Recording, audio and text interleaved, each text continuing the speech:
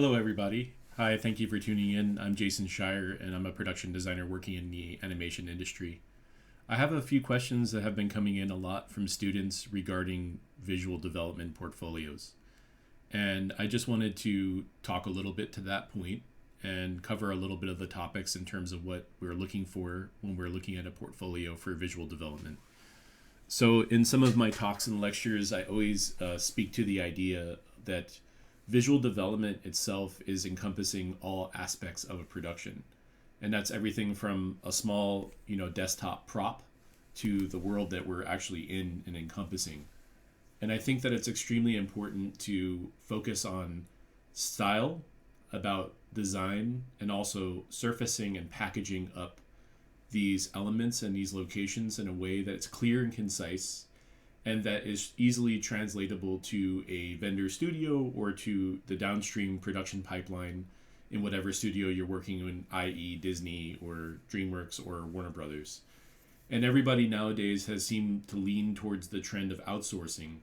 And so you want to make sure that your projects and the designs that you're creating and encompassing are easily translatable for the overall and the overarching project.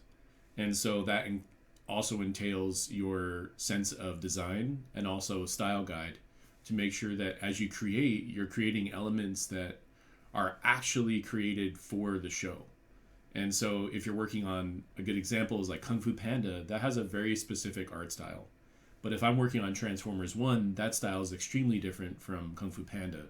And so those are all adaptations for visual development as well. So if you're creating a project for yourself, it's always good to have your own sense of art style too, and kind of knowing exactly what the style is as you start to prepare props or to design a vehicle or create even something like a character for a set, because everything kind of follows a specific shape language or design language that is inside of that world.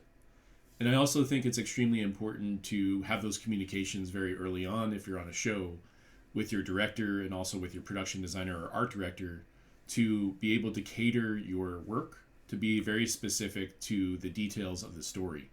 So it's not only just about designing, but designing for the story, designing for the narrative that is at hand within the project. And I think that it's extremely important to ask the right questions. So some things are, how are the cameras being used? How is the character being lit and staged inside the scene? Is this a mood that is very upbeat and cheery and wonderful, or is this something that's a little bit more moody and melancholic?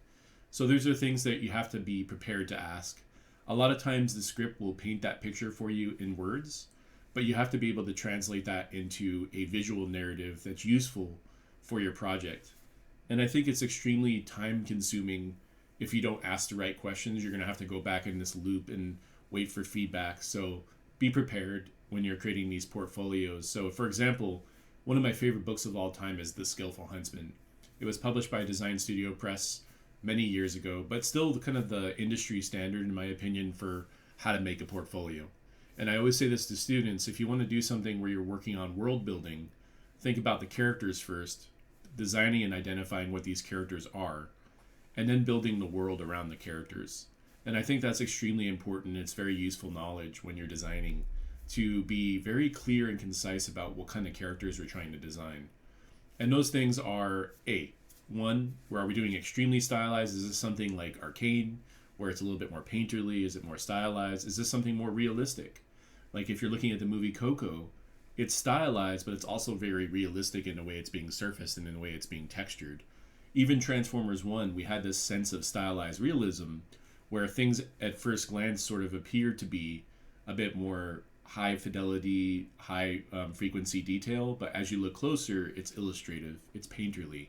But we wanted a sense of groundedness to make sure that their world, the world of Cybertron, came through and echoed in the idea that it's a little bit more finished out and more polished. So those are some suggestions for portfolios. It's kind of a long way of saying that do your homework, do your research, have your questions prepared for your director when you're doing visual development. And a portfolio should be everything that you want to do. I truly believe this. So say, for example, you don't want to do props. Include your props in maybe a small part of your book, but make sure that you could show your process. And I think that hiring people is based on how much I like their process and how much I like working with them. And also, people like working with me. So I want to make sure that I'm giving my best of myself, being, open and communicative, taking feedback well. Sometimes you're going to get a lot of notes, and you got to make sure that you're open to that feedback. You got to be okay with the fact that people are going to give you notes. And I remember when I first started working in the business doing art, I used to get feedback and I actually took it quite personally. And what I meant by that is I actually was like too married to my work. So instead of being married to the work and the outcome of the work, fall in love with the process of creation and fall in love with the process of, hey, I'm open to this. Let's make another version that is closer to the identity that you want to go after for your project, because you're being hired as a client to them and you're your client. So in a way, there's a client relationship happening there, and you just have to be mindful of that. I hope I answered your question. Thank you so much for tuning in. Have a nice day.